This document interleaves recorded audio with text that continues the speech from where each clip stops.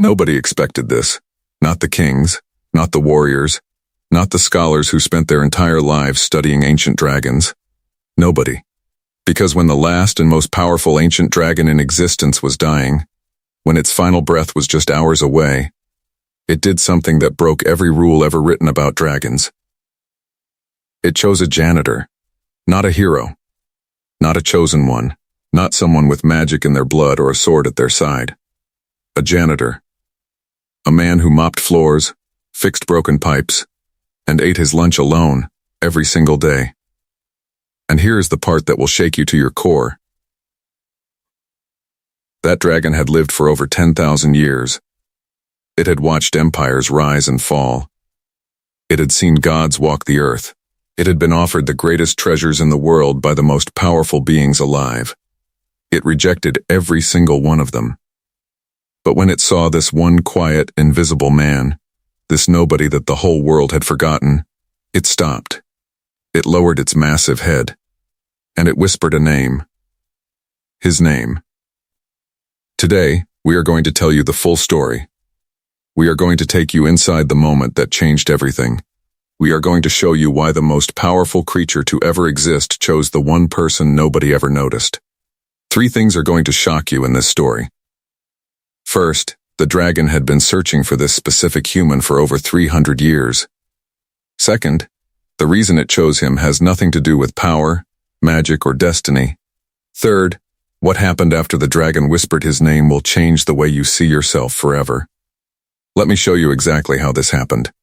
His name was Elias Cord, and on the morning that changed his life forever, he was doing what he always did. He was mopping a floor. The floor belonged to the Grand Archive of Valdenmoor, the largest library and research center in the known world. It was a place where the greatest minds gathered. Scholars, historians, mages, and diplomats walked those halls every single day. They wore fine robes. They carried ancient books. They spoke in languages that most people had never even heard of. And Elias mopped the floors they walked on. He had worked at the Grand Archive for 11 years. 11 years of early mornings and late nights. 11 years of fixing leaky pipes in the basement and replacing burned-out light crystals in the ceiling. 11 years of being invisible. Nobody knew his last name. Most people did not even know his first name. To the scholars, he was just the janitor. To the guards, he was just the maintenance guy. To the visitors, he was just part of the background. Like the furniture, like the walls, like the floor he spent his days cleaning. Elias did not mind. He was a quiet man. He was 34 years old, average height, with tired eyes and hands that were always a little rough from work. He had no family left. His mother had passed away 6 years ago. His father had left when he was young. He had no wife, no children, no close friends. He had his work. He had his small apartment 3 blocks from the archive. He had a cat named Brick, who was missing one ear. And he had his routine. Every morning he arrived at the archive before sunrise. He would start in the east wing, work his way through the main hall, and finish in the lower levels by midday. In the afternoon he handled repairs. In the evening he did a final walkthrough before locking up the maintenance room and heading home. Simple. Quiet. Invisible. But there was one thing about Elias that nobody at the archive knew. Every night, before he went home, he would stop in the restricted reading room on the 3rd floor. Not to steal anything, not to snoop. He had a key, because sometimes the ventilation system in that room needed adjusting. But every night, for 11 years, he would sit down at one of the old wooden tables and read. He read everything. History books, science texts, ancient maps, philosophical writings, stories from civilizations that no longer existed. He read about wars and discoveries and lost languages and forgotten gods. He read slowly, carefully, taking his time with every page. Nobody knew he did this. Nobody would have cared if they did.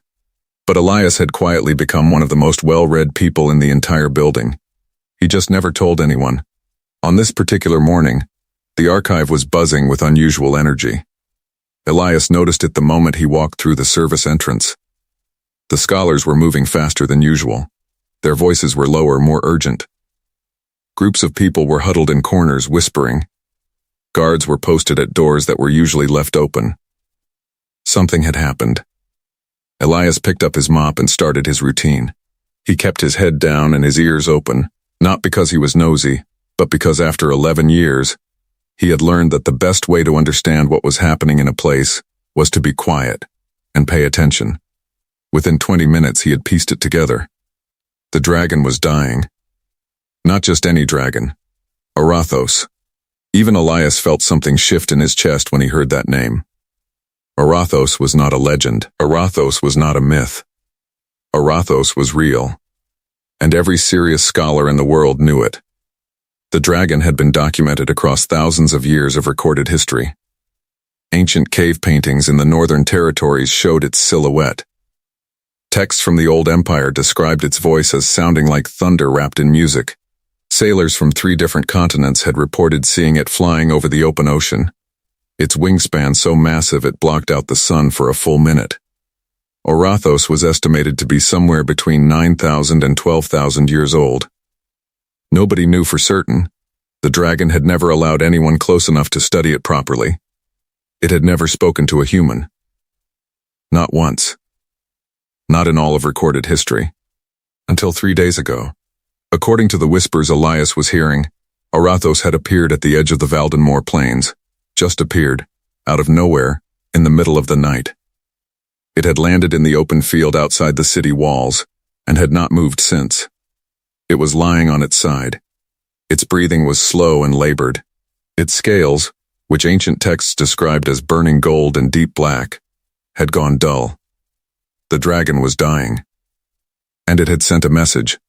Not through a roar, not through fire, through words, actual spoken words in the common tongue, delivered to a shepherd boy who had been sleeping in a field nearby, and woke up to find the dragon's enormous eyes staring at him from 20 feet away. The message was simple. Find the one who knows my name. Bring them to me before the sun sets 3 times. That was it. The shepherd boy had run screaming into the city. By morning, the message had reached the archive. And now every scholar, every historian, every mage in Valdenmoor was in a complete panic. Because nobody knew what it meant. Knows my name. What did that mean?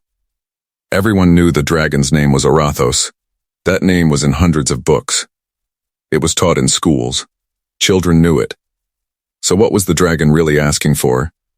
The scholars argued. They debated. They pulled out ancient texts and spread maps across long tables, and pointed at passages and shouted over each other. Elias mopped around them. He listened to every word. And quietly, without saying anything to anyone, he felt something strange happening inside him, because he thought he knew the answer. Not because he was special. Not because he had magic or power or some hidden destiny. But because of something he had read. Something he had found in a very old, very damaged book in the restricted reading room about 8 months ago. A book that nobody else seemed to have noticed.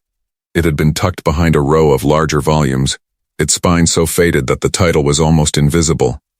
Elias had only pulled it out because he was dusting the shelf, and it had nearly fallen. When he opened it, he found that it was written in an old dialect, one that most modern scholars would have struggled with. But Elias had spent years reading old texts, and he could follow it well enough. The book was a personal journal. The author was a woman named Sarah Voss, a traveling scholar who had lived about 400 years ago. Most of the journal was ordinary. Travel notes, observations, sketches of plants and animals. But near the middle, there was a section that had made Elias stop completely. Sarah Voss had encountered Arathos. Not from a distance, not as a sighting. She had actually spoken with the dragon. Or rather, the dragon had spoken to her, briefly, before disappearing into the clouds.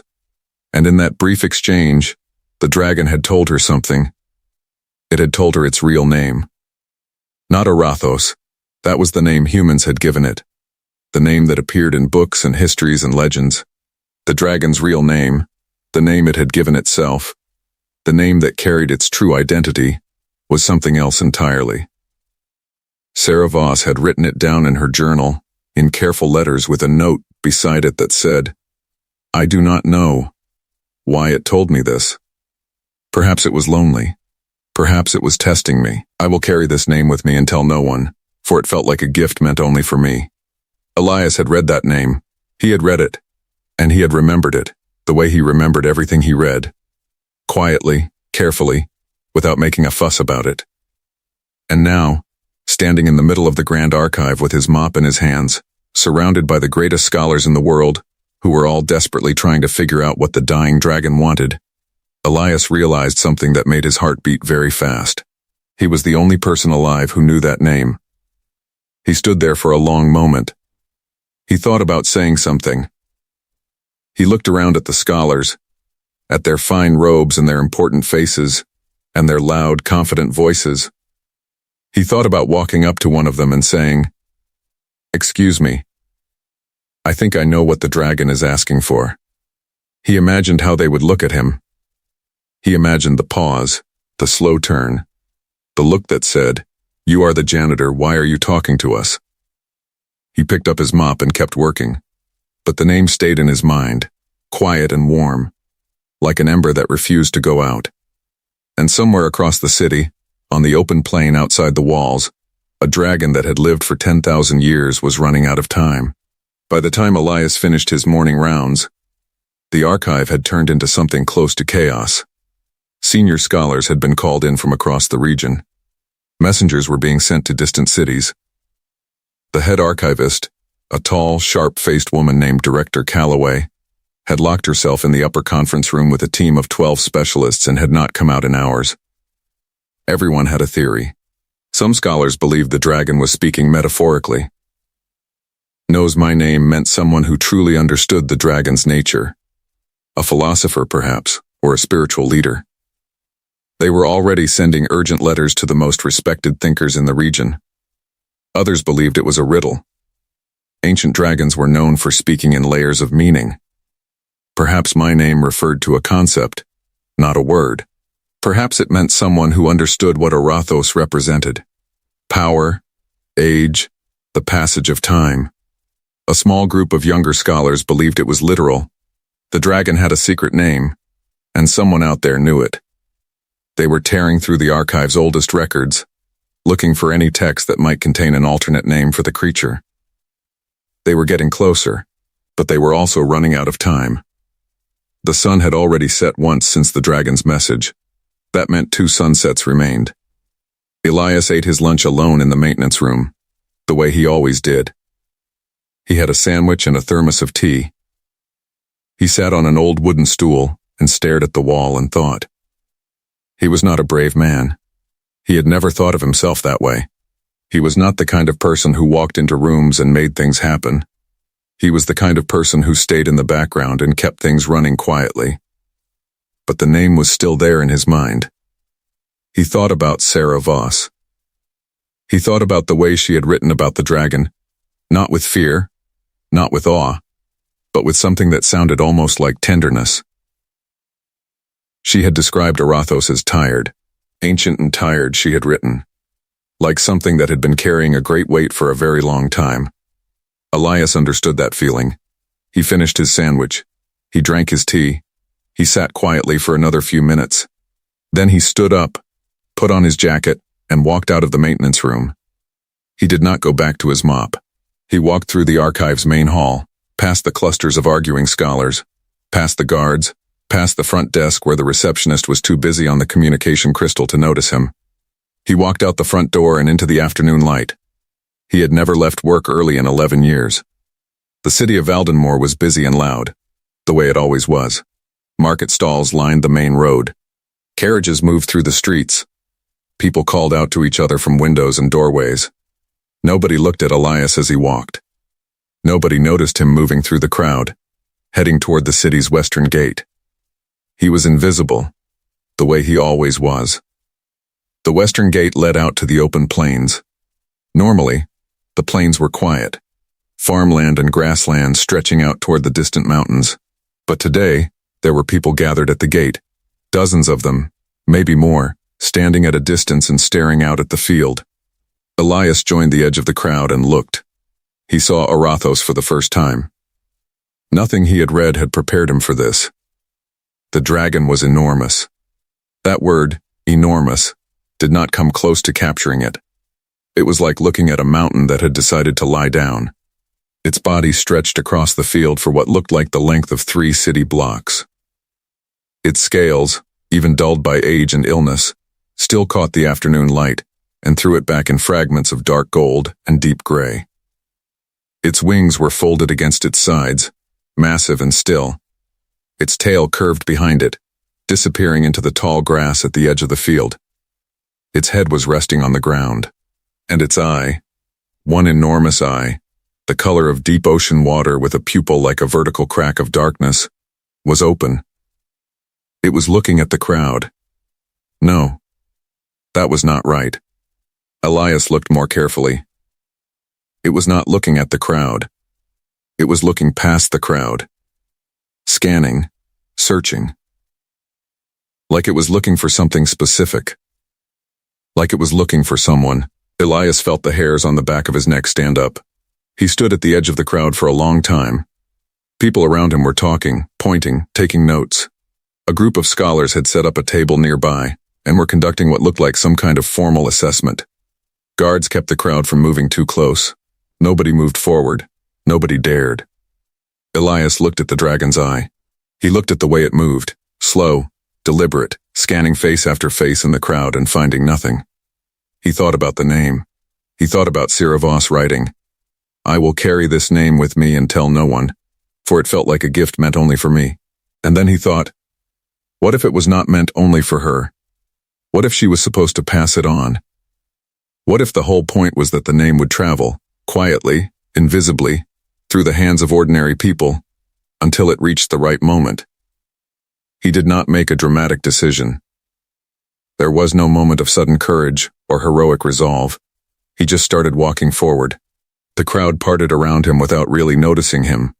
He moved past the scholars at their table. He moved past the guards. And this was the part that surprised him most, because the guards did not stop him.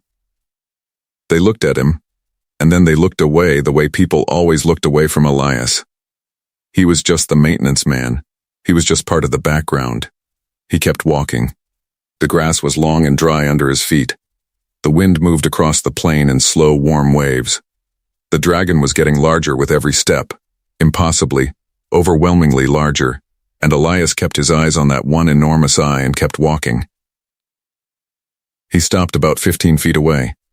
The dragon's eye moved. It found him. And it stopped. For a long moment, nothing happened. The wind moved. The grass rustled. Somewhere behind him, Elias could hear the crowd going very quiet. Then the dragon spoke. Its voice was not what he expected. He had expected thunder, the way the old text described. He had expected something that shook the ground and rattled his bones. Instead, the voice was low and slow and very, very tired. Like the last ember of a fire that had been burning for 10,000 years. "You," it said. "You came." Elias swallowed. His mouth was dry. His hands were shaking slightly, though he was trying to keep them still. "I think I know what you're looking for," he said. His voice came out quieter than he intended. The dragon's eye did not move from his face. "Say it said. Elias took a breath. And he said the name. Not Arathos. The other name. The real name, the one Sarah Voss had written down 400 years ago in a journal that had been tucked behind a shelf in a restricted reading room that nobody visited except a janitor who read in the evenings because he had nothing else to do. The moment the name left his lips, something happened. The dragon's eye, that vast, ancient, exhausted eye, changed. The searching stopped. The tension that had been in every line of that enormous body, the tightness that Elias had not even consciously noticed until it was gone, it released. Like a fist slowly opening, like a breath finally let out after being held for a very, very long time. "Yes," the dragon said. And for the first time in 10,000 years, Arathos closed its eyes. Not in death. Not yet. In relief. The crowd behind Elias erupted. He could hear it without turning around. The sudden burst of voices. The shouting. The sound of people moving. He heard Director Calloway's sharp voice cutting through the noise, demanding to know who that man was. demanding someone get him back behind the line. But Elias did not move. He stood 15 feet from the dragon's head and watched it breathe. Each breath was slow and deep, like the tide coming in and going out. The dragon's eye was still closed. Its body had settled further into the earth, as if it was finally allowing itself to rest. Then the eye opened again. "Sit," the dragon said. Elias looked around. There was nothing to sit on. He sat down cross-legged in the grass. Behind him, he could hear people arguing about whether to pull him back. He heard a guard say something about protocol. He heard a scholar say something about danger. He heard Director Calloway say, very firmly, that nobody was to approach until she gave the order. Nobody approached. Elias sat in the grass and looked at the dragon. "How did you find it?" Arathos asked. The voice was still low, still tired, but there was something new in it now. Something that might have been curiosity.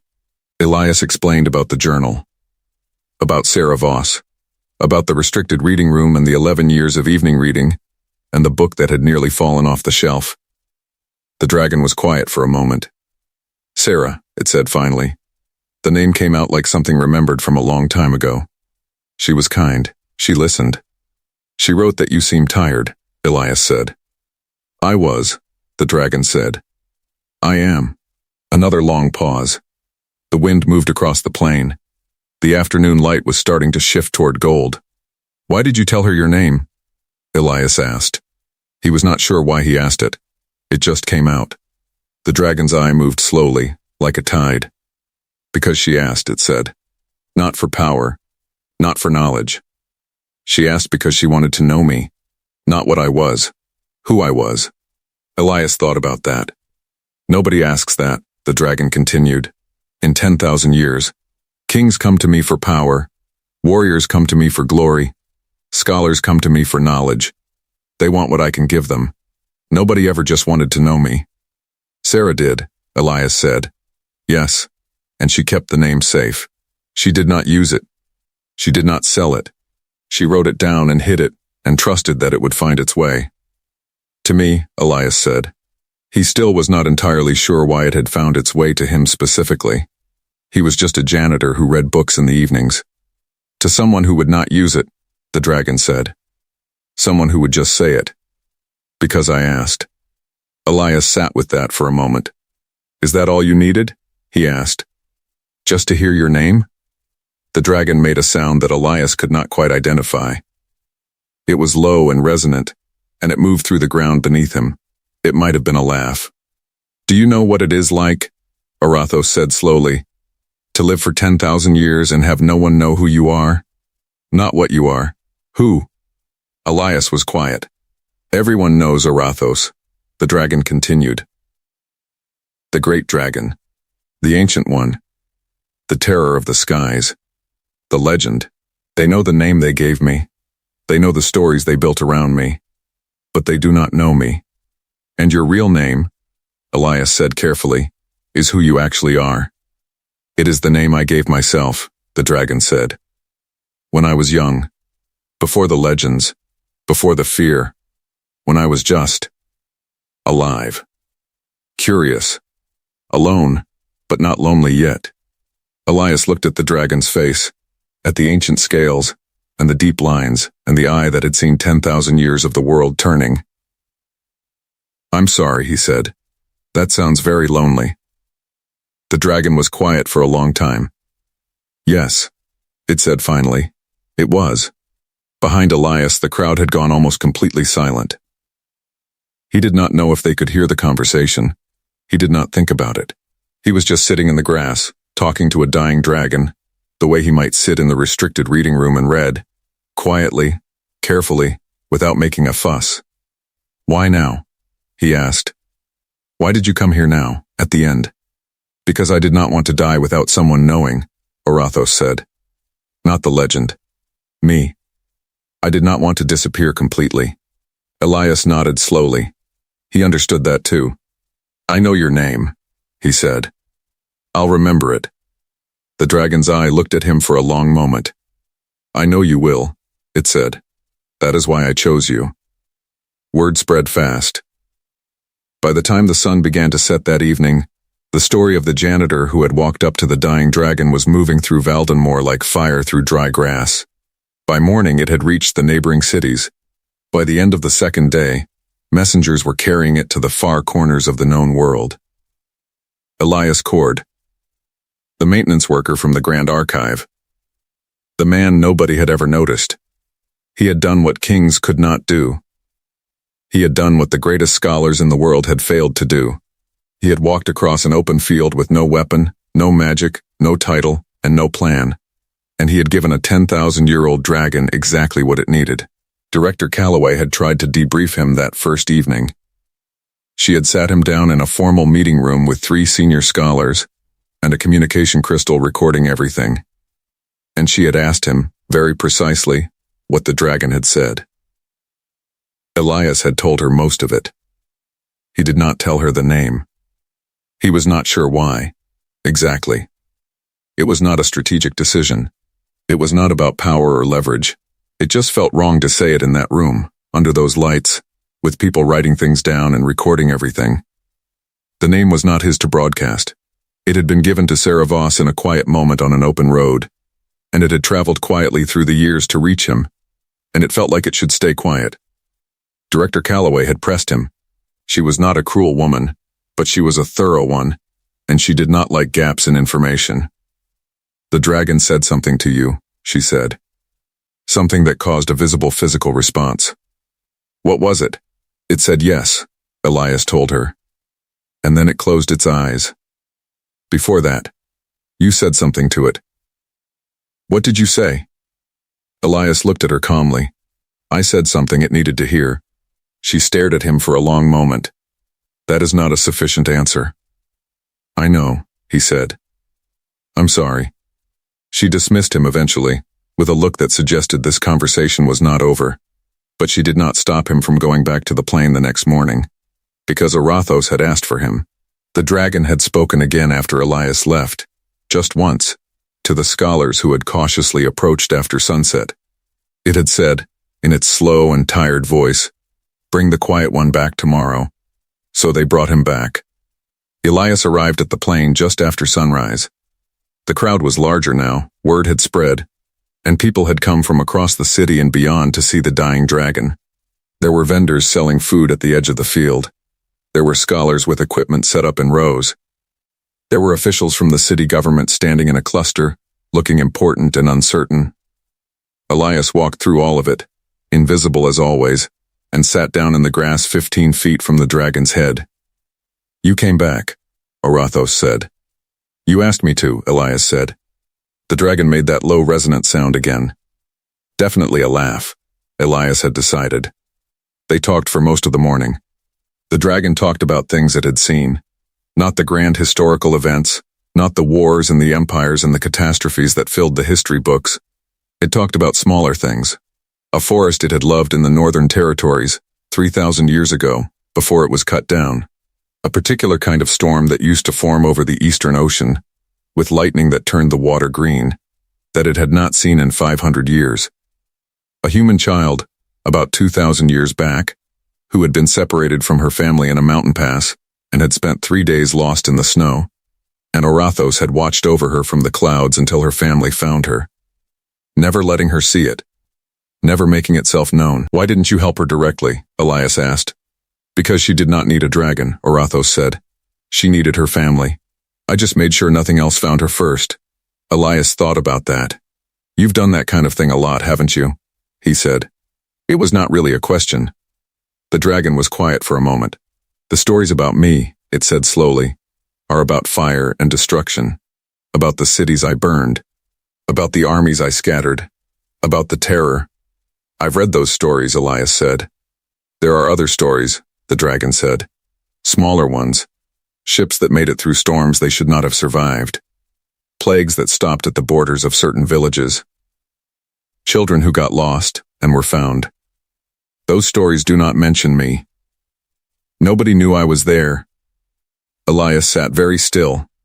You've been protecting people, he said, for thousands of years. Quietly, without anyone knowing. I am very old, the dragon said, and I have made mistakes. The fires were real, the destruction was real. I am not asking you to forgive those things. But I am also more than those things. I know, Elias said. How do you know? Elias thought about it. Because you're here. Because you spent your last days looking for someone who would just know your name. Not use it. Not profit from it. Just know it. That's not what a monster does. The dragon's eye looked at him for a long time. You are a strange man, Elias Cord, it said. I'm a janitor, he said. Yes, the dragon said. That is what makes you strange. On the third day, Arathos told Elias something that nobody else had ever been told. The sun was high, and the plain was warm, and the crowd had grown even larger. There were people as far back as the city walls now, watching from a distance. Officials had set up barriers. Scholars were conducting observations. The whole thing had taken on the feeling of a historical event, which Elias supposed it was. But sitting 15 feet from the dragon's head, it still felt quiet. It still felt like a conversation between two people, one of whom happened to be 10,000 years old and the size of a city block. I want to tell you something, Arathos said. Something I have never told anyone. Elias waited. When I was young, the dragon began, I was not alone. There were others like me. Not many. We were never many, but there were others. We did not live together.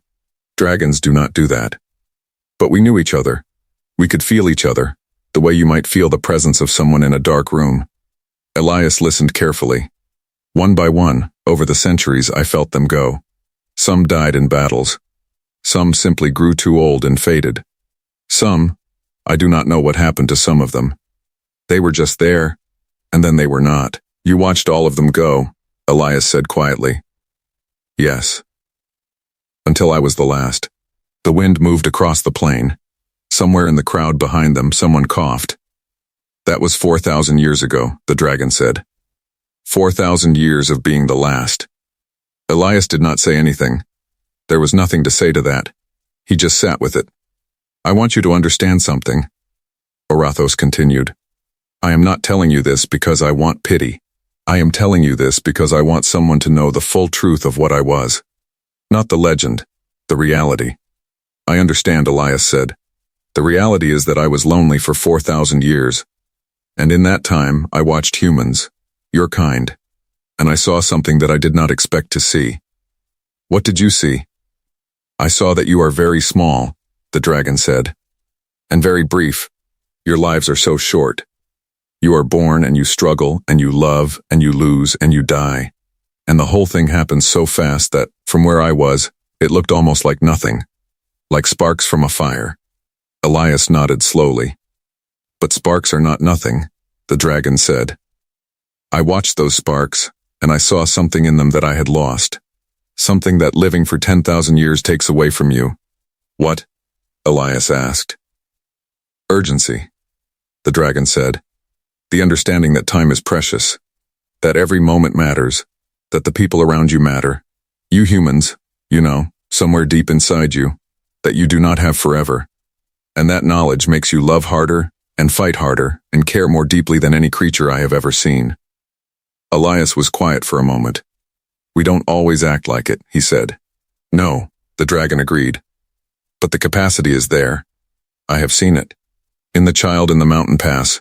In Sarah Voss, who listened to a dragon on a lonely road and kept it secret for the rest of her life. In you, who read books alone in the evenings not because anyone told you to, but because you wanted to know things. Elias looked down at the grass. I'm not special, he said. I'm really not. I know, the dragon said. That is exactly the point. Elias looked up. The people who came to me seeking power, Arathos said, they all believed they were special. They believed they deserved something. They came to me with their hands out. You came to me with nothing. You just walked across a field because you thought you might be able to help. I wasn't even sure I could help, Elias said. I just thought, maybe. Yes, the dragon said. Maybe. That is enough. That has always been enough. They sat in silence for a while after that. The afternoon light was shifting. The shadows were getting longer. I have one more thing to ask of you, Arathos said. Okay, Elias said. When I am gone, the dragon said, tell my story, not the legend. The real story, the loneliness and the small kindnesses and the 4,000 years of being the last. Tell people that I was more than what they feared. Elias thought about this. I'm a janitor, he said. Nobody listens to me. They will now, the dragon said simply. And Elias realized, with a quiet shock, that the dragon was right. After 3 days of sitting in the grass talking to Arathos while the whole world watched, after becoming, somehow, the one person the last ancient dragon had chosen to speak to, people would listen to him, whether he wanted them to or not. I'll tell it, he said. I promise. The dragon's eye closed briefly, then opened again. Good, it said. Then I can rest. The dragon died just before sunrise on the 4th day. Elias was there. He had slept in the field that night, wrapped in a blanket that one of the archive's junior scholars had quietly brought him without being asked. He had woken in the deep dark before dawn to find the dragon's breathing had changed. Slower, further apart, each breath a longer wait than the last. He moved closer, closer than he had ever been. He sat down right next to the dragon's head, close enough to touch the scales if he reached out. He did not reach out. He just sat there. The dragon's eye opened one last time. It found him immediately. Still here, Arathos said. The voice was barely a whisper now, a thread of sound. Still here, Elias said. The eye looked at him. Just looked at him. And in that look, Elias felt something that he would spend the rest of his life trying to describe and never quite managed to. It was not words. It was not a message. It was just recognition. The feeling of being truly seen by something ancient and vast and real. The feeling of mattering. Thank you, the dragon said. Thank you, Elias said back. The eye closed. The breathing stopped. The sun came up. In the golden light of that morning, the last ancient dragon in the world lay still on the plains outside Valdenmoor, and the world was quieter than it had ever been. Elias sat beside it for a long time. He did not cry. He was not sure why. He felt something deep and heavy in his chest, but it was not grief exactly. It was more like the feeling at the end of a very long, very important book, the sadness of it being over, mixed with the fullness of having experienced it at all. Eventually, he stood up. He turned around. The crowd was enormous now, thousands of people, stretching back to the city walls and beyond. Scholars and officials and ordinary people who had come to witness the end of something ancient. They were all silent, watching him. Elias looked at them. He thought about what the dragon had asked him to do. He thought about 11 years of being invisible, 11 years of mopping floors and fixing pipes, and eating lunch alone, and reading books that nobody knew he was reading. 11 years of being part of the background. He thought about a woman named Sarah Voss, who had listened to a dragon on a lonely road 400 years ago and kept its secret safe. He thought about a child in a mountain pass who never knew she was being watched over. He thought about sparks from a fire. He walked toward the crowd, and he started to talk. Here is the part of this story that nobody talks about. After Arathos died, the scholars came. Of course they did. They measured and documented and analyzed. They wrote papers and gave lectures and debated the significance of the dragon's final days. The story of Elias Cord became famous, genuinely, globally famous. His name was in every newspaper, every broadcast, every conversation. He was invited to speak at universities. He was offered book deals. He was asked to sit on committees and advisory boards and panels about the significance of the dragon's legacy. He turned most of it down. He did agree to write one book, a simple one, in plain language about the conversations he had with Arathos. Not an academic text. Not a historical analysis. Just the story, told as honestly as he could tell it. He called it The Name Nobody Knew. It became one of the most widely read books in the world. But here is the twist that most people miss when they tell this story. 3 years after Arathos died, a researcher at a small university in the Northern Territories was going through a collection of very old documents that had been sitting in a storage room for decades, uncatalogued and unread. And in that collection, she found something extraordinary. She found more journals. Not just Sarah Voss's journal, others. Dozens of them, spanning hundreds of years.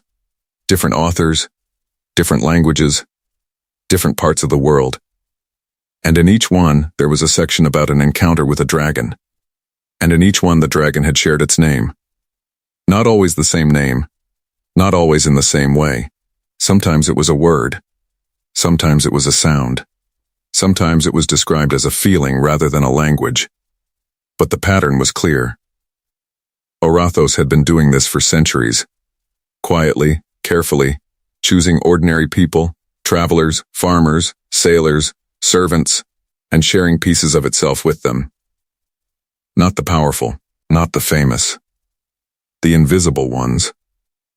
The ones who listened without wanting anything in return. It had been building a chain of ordinary people who carried pieces of its true self across the centuries, keeping them safe, passing them forward without even knowing they were doing it. And at the end of that chain, at the very end when the dragon was finally dying and needed someone to carry the whole truth, was Elias Cord, a janitor who read books in the evenings. The dragon had not chosen him randomly. It had not chosen him by accident. It had been building toward him, or someone like him, for hundreds of years, looking for someone who would receive the full truth, not because they were powerful or special or destined, but because they were quiet enough to listen and honest enough to carry it. This changes everything about the story, because it means the dragon was not just looking for someone to hear its name at the end. It was looking for someone to continue what Sarah Voss had started, someone to take the full story, the loneliness, the small kindnesses, the 4,000 years of being the last, and carry it forward into a world that only knew the legend. Elias did that. His book did that. And now, in a very real sense, you are doing it too. Because you know the story now.